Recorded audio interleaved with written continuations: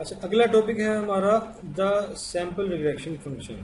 यानी कि यहाँ पर मैं आपको बता दूँ कि हमारे पास एक पॉपुलेशन है, तो ये बाज़ औक़ात मुमकिन नहीं होता कि पॉपुलेशन की हर ऑब्ज़र्वेशन को या हर वैल्यू को हम लोग कंसिडर करें और उससे रिग्रेशन लाइन ड्रॉ करें। हम लोग क्या करते हैं, स्टैट्स के अंदर हम लोग सैंपल लेते हैं। उन सैंपल के थ्रू जो है वो हम लोग पूरी पॉपुलेशन के बिहेवियर को डिफाइन करते हैं। सैंपल आप किसी भी पॉपुलेशन में सैंपल जो है मुख्तलिफ तरीके से लिए जा सकते हैं। हम उन तरीक़ों के बारे में अभी बात नहीं करते। सैंपल जितने सैंपल्स होंगे उतनी ही ज़्यादा रिग्रेशन लाइन ड्रॉ होंगी। अब हम लोगों ने ये देखना है कि रिग्रेशन जो सैंपल रिग्रेशन लाइन है वो किस हद तक पॉपुलेशन के रिग्रेशन लाइन को रिप्रेजेंट कर रही होगी, क्योंकि सारी पॉपुलेशन का मुश्किल ही है कि हम लोग सारा पॉपुलेशन लेके उसकी वैल्यूज़ को कंसीडर करें और उस पर फिर रिग्रेशन रन करें। हम क्या करते हैं कि हम पॉपुलेशन से सैंपल लेते हैं और सैंपल से रिग्रेशन लाइन ड्रॉ करते हैं और उसको ये कंसीडर करते हैं कि ये पॉपुलेशन के बराबर है, उसको रिप्रेजेंट कर रही है। हाँ, इसमें एरर तो होते हैं। आप मुख्तलिफ सैंपल्स लेंगे, आपका तकरीबन मुख्तलिफ जो है वो रिग्रेशन लाइन्स ड्रॉ होंगी, हर सैंपल की अपनी रिग्रेशन लाइन ड्रॉ होगी। एक मेथड है जिसे हम ये कह सकते हैं कि उस मेथड के थ्रू हम सैंपल ऐसे सिलेक्ट करें जो कि रिग्रेशन लाइन जो हम लोग जो निकालें वो तकरीबन पॉपुलेशन की रिग्रेशन लाइन को कमोपेश रिप्रेजेंट कर रहा हो। ये मेथड हम आगे बढ़ेंगे। अभी फ़िलहाल हम पढ़ते हैं कि सैंपल रिग्रेशन फंक्शन ये किस तरह रिलेट करता है पॉपुलेशन रिग्रेशन फंक्शन को। ये हम लोगों ने दो सैंपल्स लिए, ठीक है, पॉपुलेशन से। ये एक सैंपल 1 है, ये सैंपल 2 है। एक्स हमारे पास, आपको पता है हमारी जो एग्जांपल चल रही है 10 ग्रुप्स हैं हमारे पास। हम लोगों ने एक फैमिली ली जो 80 की थी, $80 जिनकी इनकम थी। उनकी एक्सपेंडिचर 70 थी, किसी की 65, 90, 100 की 65 थी। हमने कोई एक वैल्यू ले ली और इसी तरीके से हम लोगों ने एक और सैंपल ग्रुप लिया जिसमें हम लोगों ने जो हमारे पास इंडिपेंडेंट यानी कि जो हमारे पास इनकम थी, हमने उनमें से जो है वो किसी एक फैमिली की एक्सपेंडिचर को हमने नोट डाउन कर लिया। ये देखेंगे हमारे पास जो डाटा था 80 की कैटेगरी के अंदर 80 जो डॉलर से उसकी इनकम के अंदर 5 फैमिलीज फॉल करती थी जिनकी मुख्तलिफ जो थी वो एक्सपेंडिचर्स थे। हमने किसी एक का ले लिया, हमने 100 में से हमने एक का ले लिया, 120 में से हमने एक का ले लिया, 10 फैमिलीज का डाटा ले लिया। इसी तरीके से हमने यहाँ पर भी 10 फैमिलीज का डाटा ले लिया। ये सैंपल को रिप्रेजेंट करता है। हमने इसको जब रिग्रेस किया तो ये हम लोगों ने दो जो है सैंपल रिग्रेशन लाइंस ड्रॉ की, SRF1 SRF2। ये दो रिग्रेशन लाइन ड्रॉ हम लोगों ने की सैंपल से। क्या मैं फिर कह दूँ, यहाँ पे सैंपल इस्तेमाल किया गया है। हमारे पास टोटल वैल्यूज थी 60। हमारे पास कितनी फैमिलीज थी? 60 फैमिलीज थी। हमने दो सैंपल्स निकाले, एक सैंपल में 10 फैमिलीज, दूसरे सैंपल में भी 10 फैमिलीज। उसका हम लोगों ने रिग्रेशन रन किया। उनकी इनकम जो हमारी क्लास बनी थी, इनकम की क्लास के साथ हम लोगों ने जब उसका रिग्रेशन रन किया तो हमारे पास दो सैंपल रिग्रेशन लाइंस आ गई। ये हम लोगों ने दो लाइंस ड्रॉ की हैं। तकरीबन ये थोड़ी मुख्तलिफ है। जितने फंक्शंस होंगे, जितने सैंपल्स आप निकालेंगे उतनी ही सैंपल्स लाइंस ड्रॉ होंगी। पहले हमने पढ़ा पॉपुलेशन में क्या हुआ, हम लोगों ने एवरेज वैल्यू ले लिया। हम लोगों ने सारी 60 की 60 वैल्यूज को कंसीडर किया और हम लोगों ने उसकी वैल्यूज को उनकी एवरेज वैल्यूज को हम लोगों ने प्लॉट किया। तो ये क्या निकला? Population regression line. यहाँ हम लोग सैंपल को डिस्कस कर रहे हैं, यानी कि हम लोगों ने यहाँ पर 10 फैमिलीज का डाटा लिया और उसका प्लॉट किया तो ये सैंपल रिग्रेशन लाइन ड्रॉ हुई। सैंपल रिग्रेशन फंक्शन, ये हम लोगों ने इक्वेशन जो है ये डिफाइन किया, ये हम लोगों ने रिप्रेजेंट किया सैंपल रिग्रेशन को। अच्छा, यहाँ पर y हैट डिपेंडेंट वेरिएबल, ये एस्टिमेटर ऑफ दिस वन, यानी कि ये क्या है, एक्सपेक्टेड या average value of dependent variable given that the independent variable. ये हमारा क्या था, ये हमारा फंक्शन था किसका, रिग्रेशन फंक्शन था। ठीक है जी, हमने रिग्रेशन फंक्शन भी देखा था ना, पॉपुलेशन रिग्रेशन फंक्शन। ये हमारा सैंपल की रिग्रेशन इक्वेशन है, y hat mu i is equal to beta hat 1 plus beta hat 2 x, यानी कि इंडिपेंडेंट वेरिएबल। ये एस्टिमेटर ऑफ बीटा 1, जब ये आपका एस्टिमेटर ऑफ y है, ये क्या हुआ, ये सैंपल क्या था ना, सैंपल का ये हम लोग, ये जो सैंपल है, सैंपल बीटा हैट 1, ये किसको रिप्रेजेंट कर रहा है, बीटा 1 किसको, पॉपुलेशन को। हमने रिप्रेजेंट करना है सैंपल को किसके, पॉपुलेशन के। ये इक्वेशन आ गई सैंपल की।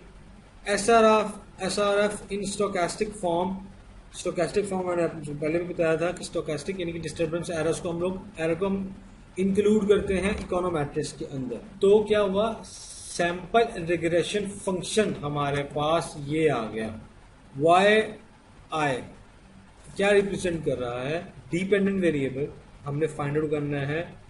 डिपेंडेंट वेरिएबल वाई किसकी मदद से, हमारे पास सैंपल मौजूद है, सैंपल की इक्वेशन क्या आ गई, ये सैंपल बीटा हैट 1 ये किसके इक्वल है, कंसीडर कर रहे हैं क्योंकि हम कंसीडर कर रहे हैं क्योंकि हमारे पास पूरी पॉपुलेशन का डाटा नहीं है, हम वो पूरा एनालिसिस नहीं कर रहे। तो हमने ये कंसीडर किया कि ये बीटा 1 पॉपुलेशन को रिप्रेजेंट कर रहा है, इसी का बीटा हैट 2 किसको रिप्रेजेंट कर रहा है, beta 2 in terms of population, और डिस्टर्बेंस या एरर टर्म जो है ये हैट के साथ ये रिप्रेजेंट कर रहा है पॉपुलेशन को, पॉपुलेशन के डिस्टर्बेंस एरर को।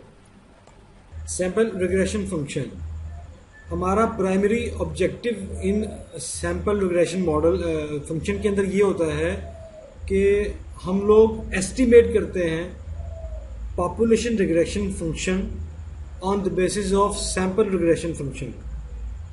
आपको पता है कि पॉपुलेशन रिग्रेशन फंक्शन जो है वो ये हमारे पास अगर हम लोग एनालिसिस करें पूरे प्रोडक्शन का, पूरे पॉपुलेशन का, तो हमारे पास जो इक्वेशन है वो ये है। हम लोगों ने इसको फाइंड आउट करना होता है, लेकिन हमारे पास टाइम की कंस्ट्रेंट की वजह से या हमारे रिसोर्सेज कंस्ट्रेंट की वजह से हम लोग पूरे पॉपुलेशन का एनालिसिस नहीं कर सकते। इसलिए हम क्या करते हैं कि हम सैंपल का सहारा लेते हैं। तो सैंपल रिग्रेशन फंक्शन बताया आपको कि इसकी इक्वेशन ये है, हम लोग इसको एस्टिमेट करते हैं। अच्छा, ये नीचे डायग्राम है, ये डायग्राम ये जो है ये पॉपुलेशन रिग्रेशन फंक्शन से निकाली गई लाइन है ये, और हमने एक सिलेक्ट किया सैंपल हमारे अपने पॉपुलेशन में से, और हमने उसे एक रिग्रेशन लाइन ड्रॉ की जो कि ये है। अब ये देख रहे हैं इनमें फर्क है, ये एक तरह से मिरर नहीं है, जो हमारे पास पॉपुलेशन की रिग्रेशन है उसकी ये मिरर नहीं है। आप ये देख रहे हैं कि ये ऊपर जा रही स्ट्रेट लाइन, इसकी स्ट्रेट लाइन नीचे है। इस जो सैंपल है इसका ना तो इंटरसेप्ट मिल रहा है और ना इसका स्लोप मिल रहा है। लेकिन हम लोग ऐसा नहीं कर सकते कि हम पूरी पॉपुलेशन का एनालिसिस शुरू कर दें, हमें सैंपलिंग करनी पड़ती है। ये हमारी रिस्ट्रेंट है हमारा कि हम लोग सारे पॉपुलेशन को अंडर स्टडी नहीं कर सकते। अच्छा, अब ये देखें कि जो पॉपुलेशन रिग्रेशन फंक्शन है इसका ये पॉइंट है। ये पॉइंट मैं आपको फिर बताता चलूँ, ये है एस्टिमेटेड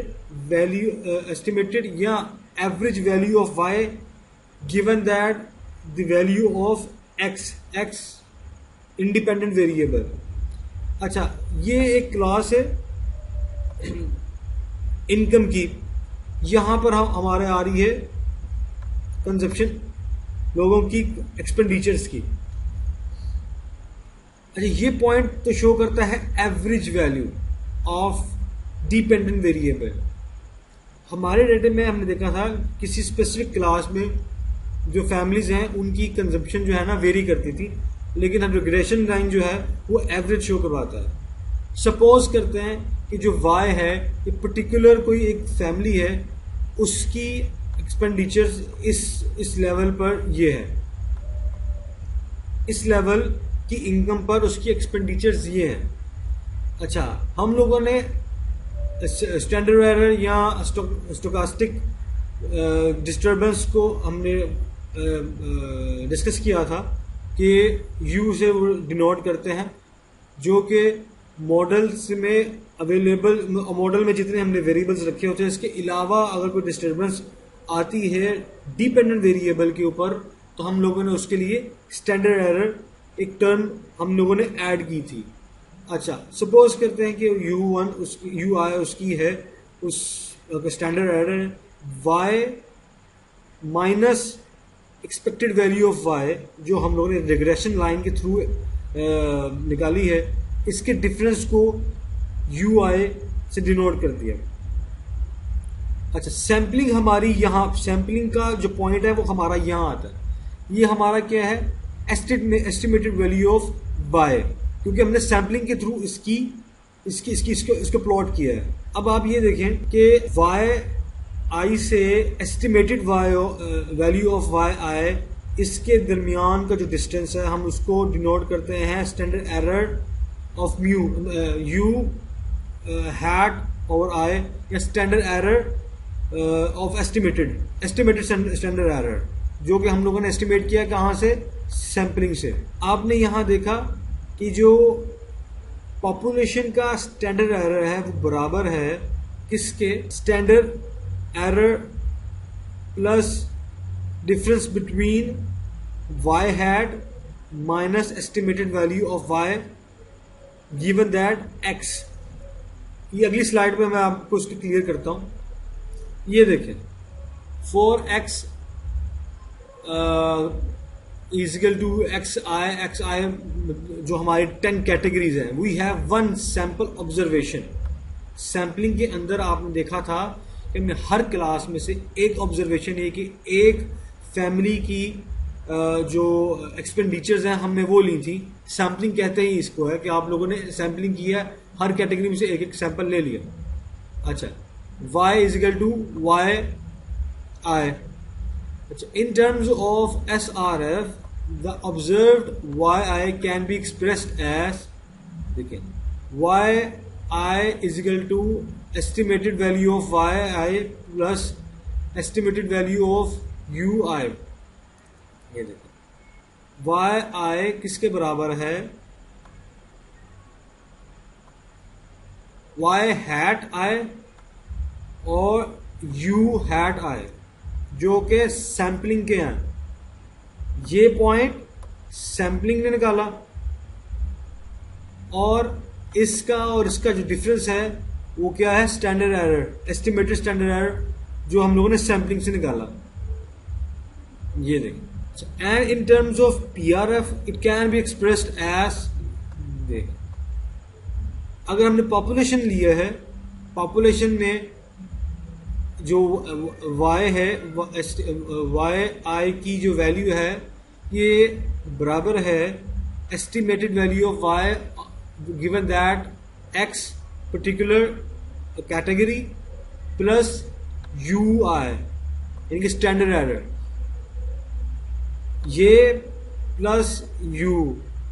पॉपुलेशन के मुताबिक ये y के बराबर होता है, लेकिन जब हम लोग सैम्पलिंग लें तो क्या है, yi is equal to u in standard error, estimated standard error plus estimated y, जो हम लोगों ने सैम्पलिंग के थ्रू निकाले हैं। ये अच्छा, एक और चीज यहां पे आपने ऑब्जर्व की होगी, इस पॉइंट से आगे जो सैम्पलिंग है उसकी एस्टिमेटेड वैल्यू आपकी पॉपुलेशन से ज्यादा है, यानी कि ओवर एस्टिमेटेड है।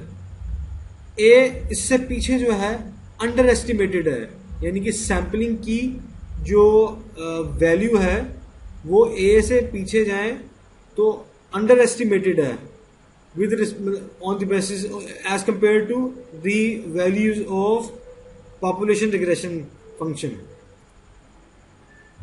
अच्छा, यहां पे पढ़ते हैं, y hat I overestimate the true estimated value of y given that x, ये जो है ये प्रोडक्शन, ये पॉपुलेशन का है और ये सैम्पलिंग का है. For the X I shown there in by the same token for any X I to the left of the P point A the S R F will underestimate the true P R F, जो मैंने पहले भी बात की है. But the reader can readily see that such over and underestimation is inevitable because of sampling fluctuation.